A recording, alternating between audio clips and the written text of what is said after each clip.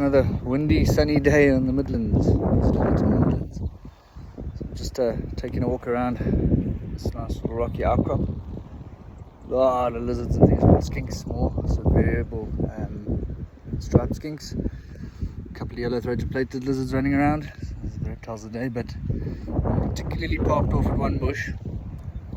Right here. One little outcrop that I was very fortunate to see a bit of movement. He obviously saw me first, just started moving off into a bit of the dense vegetation here. So guys, this little beauty right here, ooh, being feisty. You can hear him hissing. He's nervous with the camera too. This right here is a puff adder.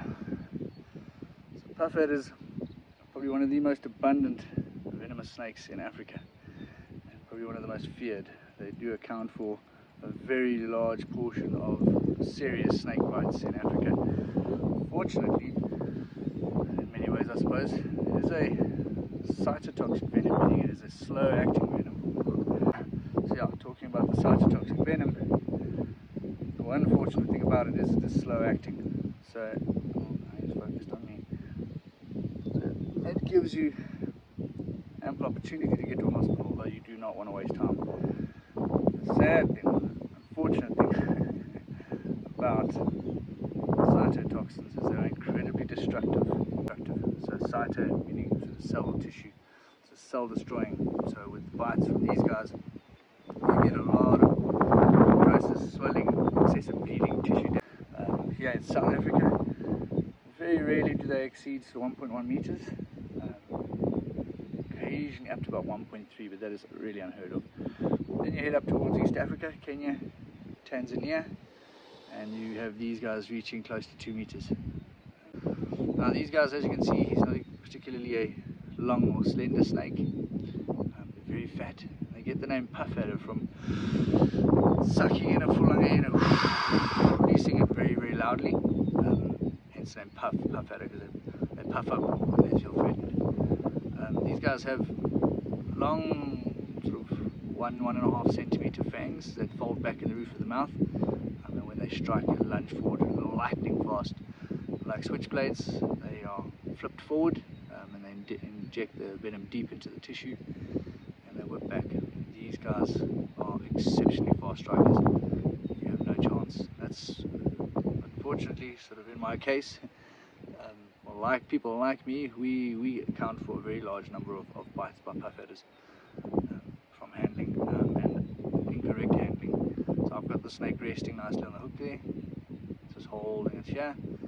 A lot of people tend to pick snakes up by the tail and hold them and dangle them because of their, as I mentioned earlier, their strong muscular bodies. They're able to whip up and bite you on the hand very, very quickly before you've even got a chance to release it. So these guys, given that they're not fast-moving snakes like cobras or mambas, you can see the coloration, these guys rely on their camouflage. So contrary to popular belief, if you're walking out in the veldt, you're not going to just get bitten by a puff adder if you stand on one or near one. Happens, yes, but these guys, within split seconds, they know if we're a predator or prey. And what he's going to do is he's going to make that decision immediately. They know you walking by are not food, you are potentially a predator. So what good is it if he gives away his camouflage position and strikes out? Because if I'm a predator that is intending to eat him, well, he's just provided himself as a free meal if he does that. So they will often sit and just completely rely. You can even stand on them sometimes and they won't move.